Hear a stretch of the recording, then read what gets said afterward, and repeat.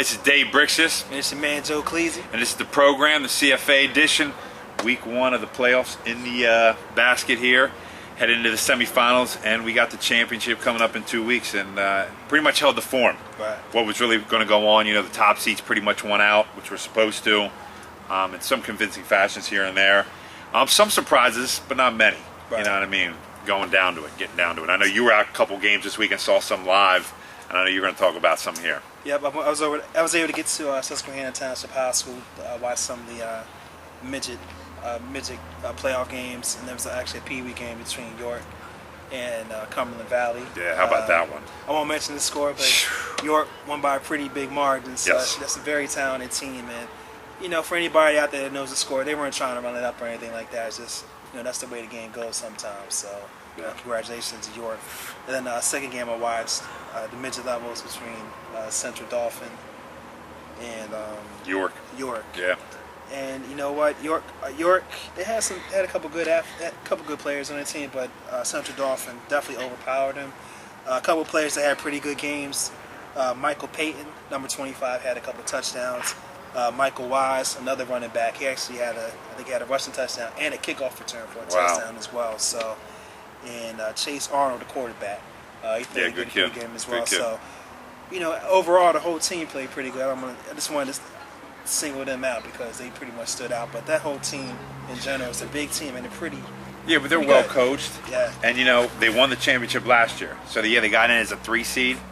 But this team can go all the way. They have that experience. They know what it's like. Mm-hmm. They know what it takes to get to there and win that game. So this is a team you got to look out for. The number 2 seed here is Carlisle, who's going to have to face them, and it's not going to be an easy game for Carlisle. Nope. You know what I mean? So Central Dauphin comes ready to play. That midget program, that coach out there, Coach Dennison, he knows what he's doing. He gets the job done, and they're going to be a tough out. And York has some speedy players. I just want to shout out a couple of them. Number 1, Jayden Jackson, and number 80, Dayshore Stewart. Speedy kid, he had a couple touchdowns. So that wasn't an easy game.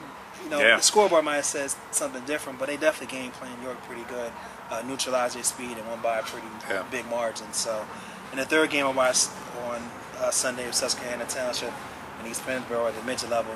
And I had to say, we received so many reports this season from the East Pennsboro midget program. Actually on all their programs, whatever. But from this team in particular, I came away really impressed. They're a very balanced team, and on this particular date, some standouts. Nancy's Neely, both on offense and defense. The quarterback Peyton Morris, and Nicholas Nugent, tight end, receiver. They're a pretty balanced team. As usual, Mike Jones, he played pretty good as well. So good kid. They have a pretty tough one against Middletown coming up this week. That division's tough. Yeah. Let's be honest. I mean, Cedar Cliff's in that division at that midget level. And that's a bunched up division. Mm-hmm. You know what I mean? Where anybody, we talked about it for weeks now. Yeah. Anybody out of those 3 teams really have a shot. I mean, anybody that's left always has a shot. But you're looking at those teams in particular. They've been around the top, have won and stuff like that. It's going to be interesting to see who comes out of that. I mean, that competition is going to be rough and tough coming out of that area. Yeah, because let's see, at the midget level, Middletown and East Pennsboro, they'll be playing each other. Then on the other side, that's Cedar Cliff and St. Joe's. Yeah. So, we talk about Cedar Cliff pretty much avoiding Middletown or East Pennsboro on their way. You know, but again, that's why they play the game. St. Joe's might give them a battle. So. Yeah. It's going to be interesting because you look over some of the teams that won and what you got coming up, and you got, at the Pee Wee level, I know you saw York play, and definitely they've been the class of that Pee Wee level.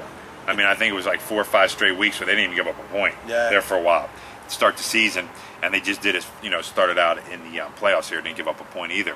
So it's going to be interesting to see how they fare out the rest of the way. Mm-hmm. You know what I mean? Who's going to be able to slow them down? Who's going to be able to stop them? They got Redland coming up next.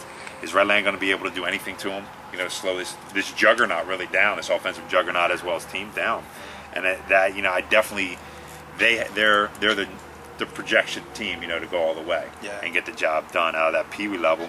Then going on to that pony level up in that American Conference, Holy Name coming out with a win, in the first round. You got the Harrisburg team.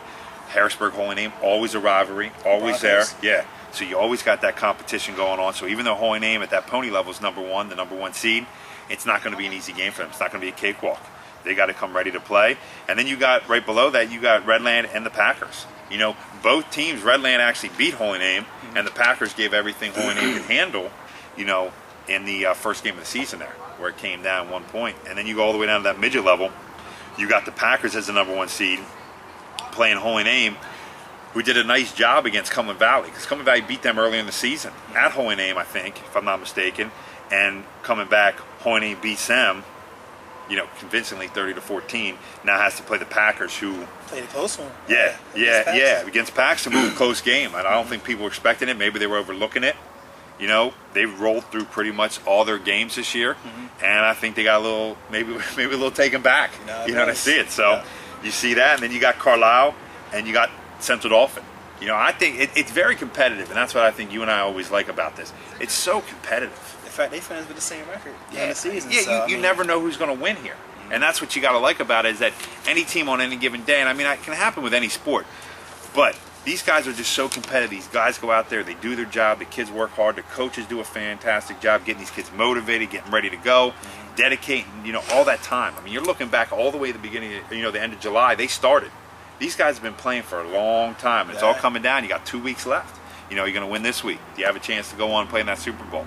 You know, so I think it's going to be very interesting, especially in the American Conference, to see what happens here, you know, from when we go on out.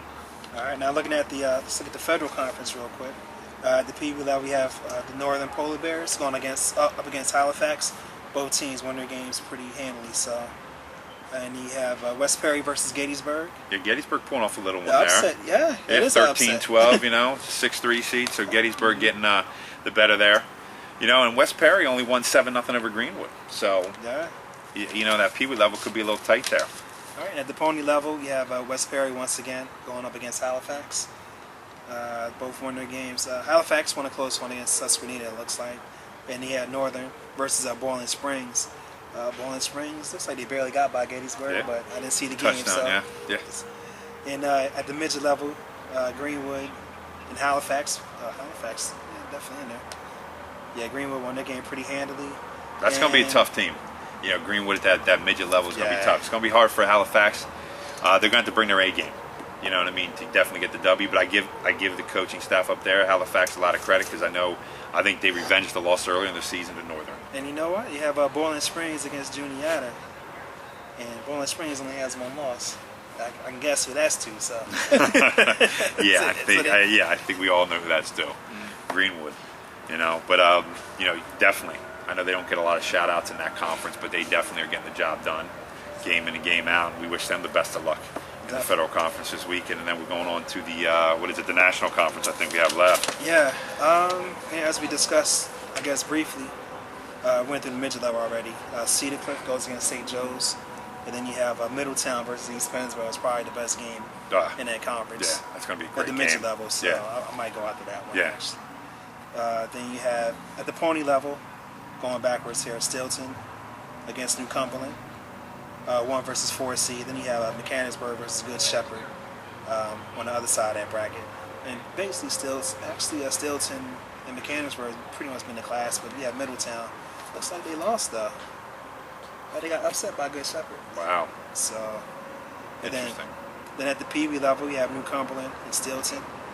And on the other side, Middletown and Mechanicsburg. So those brackets pretty much played out to the 1 to 4 seeds. So good competition this weekend. Definitely. Yeah, you know, looking ahead to these games coming up, you were talking about that East Penn Middletown game. That's going to be a Saturday night game at Holy Name, 4:30. You got followed that. You got Holy Name's Pee Wees versus the Packers, which is going to be a great game, a 2 versus 3. And then you got the Midgets, the Packers against Holy Name, a 7:30 game.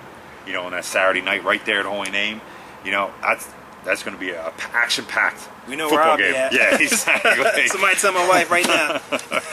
We know you're going to be stuck there, which is good. You know, you got some great games. I mean, all the games, though. All right, so definitely we want to wish all the guys best of luck this weekend. All the teams that are still left, even all the teams that aren't, get out to these games. Support these guys. Support your, fellow CFA teams and all that kind of stuff.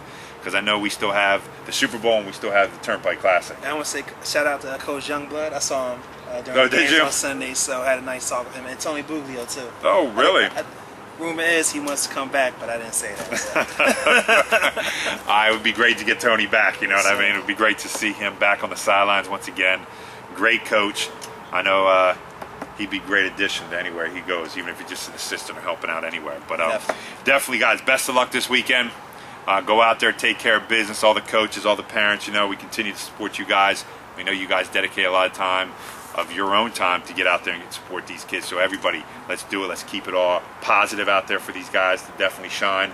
And let's just continue to do what they do in the CFA, and that's putting out great individuals, great athletes, and great people. Definitely. It's going to be a great weekend of football. So, if you have time, go out and check some of these kids out. They definitely appreciate the support. Yeah, definitely make sure you get on their website. It's football-cfa.org. And this is Dave Brixius. This is Joe Cleezy. And this is the program.